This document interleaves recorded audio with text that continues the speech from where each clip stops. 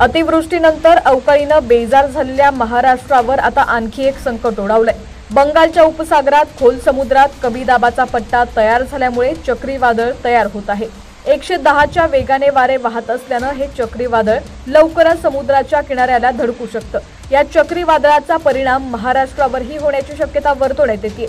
किनारी भागात अति जोरदार पावसाचा अंदाज वर्तवण्यात आलाय। अरबी समुद्रात 110च्या वेगाने वारे वाहत आहेत, त्याचा परिणाम चक्रीवादळावरती होऊ शकतो। 27 ऑक्टोबर रोजी दक्षिण पश्चिम दिशेच्या आसपास बंगालच्या उपसागरात वाऱ्याचं चक्रीवादळात रूपांतर होण्याची शक्यता आहे।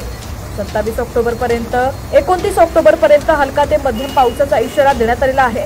नांदेडसह महाराष्ट्रातील अनेक जिल्ह्यांना येलो अलर्ट जारी करण्यात आला आहे। पालघर, ठाणे, मुंबई, रायगड, रत्नागिरी, सिंधुदुर्ग, नंदुरबार, धुळे, नाशिक, अहिल्यानगर, पुणे, सातारा, सोलापूर, छत्रपती संभाजीनगर, बीड, धाराशिव, लातूर, यवतमाळ, चंद्रपूर, गडचिरोली या जिल्ह्यात पावसाची शक्यता वर्तवण्यात आलेली आहे। आता राज्यातील तुमचा जिल्हा कोणता आणि तुमच्या जिल्ह्यातील हवामानाची काय स्थिती आहे ती देखील आम्हाला कमेंट्सच्या माध्यमातून नक्की कळवा। तसंच हीच बातमी जर तुम्ही आता फेसबुक किंवा इंस्टाग्राम वरती पाहत असाल तर आपल्या हक्काच्या HPN मराठी न्यूज चॅनलला फॉलो करायला विसरू नका।